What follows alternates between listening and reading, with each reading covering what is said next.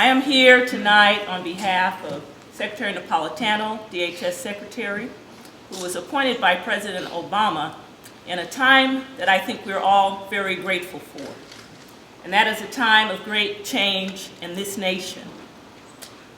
One of the President's first visits on April 29, 2009, he stood before some political leaders and he said, "The United States is not now, nor will we ever be, at war with Islam." And he happened to be standing in Turkey.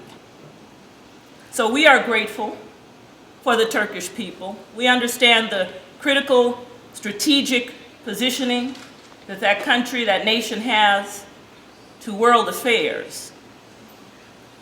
The President also acknowledged that this country, being on two continents, is a key bridge to what we hope for in the future, which is a future, I think, where we can hopefully share with our younger generations the importance of focusing on what we have in common, because we have so much more in common across particularly faiths than we do differences.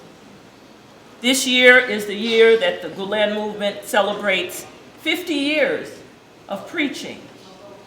Fethullah Gulen began his preaching career in 1957. Now, in my faith tradition, that's considered a jubilee of sorts.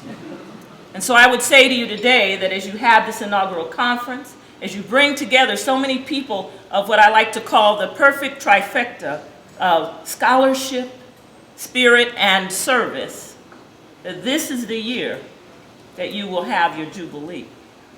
I'm looking at my friend Jafar Yafuz because he and I shared some really important conversations and times back in 2008 before I joined the Obama administration.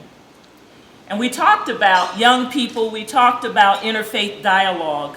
And then when I became part of the Obama administration in the DHS Center for Faith-Based and Community Initiatives, that became the priority of our department for interfaith and religious affairs. For those of you who may not know, there are actually 12 centers across federal government whose focus is to engage faith-based and community groups in the political, the economic, the social, all types of governmental affairs. And as we do that, we focus on 4 priorities, one being the reduction of poverty, another being the controversial issue of decreasing the need for abortion and decreasing the rate of teen pregnancy, another being focusing on promoting responsible fatherhood. But the one we focus on in DHS is interfaith dialogue and cooperation. And I say to you tonight that as you come together as scholars, as people of great spirit, and people who are committed to service, I want you to ask yourselves a few questions over the time that you are together. Can our scholarship and our scholarly thinking initiate structural change in our society? In my growing up, we used to have a term, talk is cheap. In my faith tradition, we would say, faith without works is dead. And so as you think, as you talk, as you dialogue, what is the actual structural change that will come? Maybe some of you will write for various journals, maybe some of you will lecture in big places, but how can we begin to impact policy and by that way impact the behavior of the people in our nations? The second question, can our efforts to think about and to write about peaceful encounters between the East and the West result in true manifestations of those?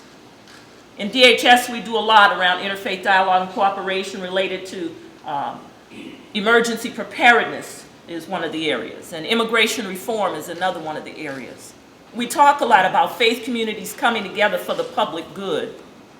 We bring about policy solutions as to ways that faith groups can work together to strengthen and build stronger communities.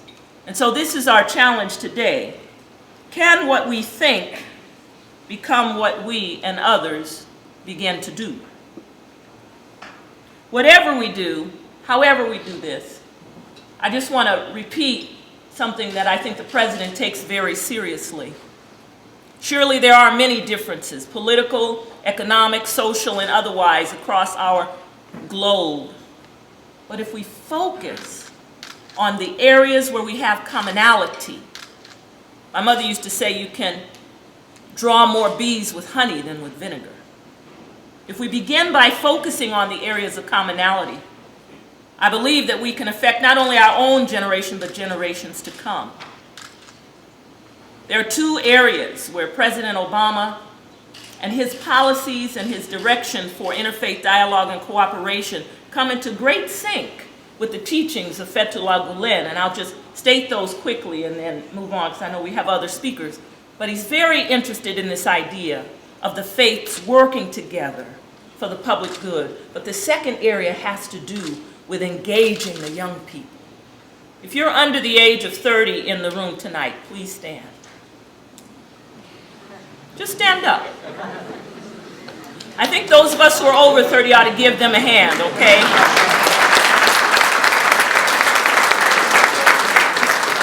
And I asked them to stand because I want to impart to you a word, and I think Dr. Carroll said this, that you are our future. And as we do this work to do all this dialogue and this conversation, you are the ones we hope will have the energy and will have the values to carry it forward. I have young people under the age of 30. That's why I use that age. And I always say to them, I'm at the stage of talking now. I need you to do it. So that's what I want to leave the young people with tonight. So whatever we do, let's work together on the things that we have in common to affect policy, to affect the structure of our society. And let's encourage and motivate and give our young people the resources that they need to carry it forth. This is our challenge, and this is our prayer. Thank you very much. God bless you.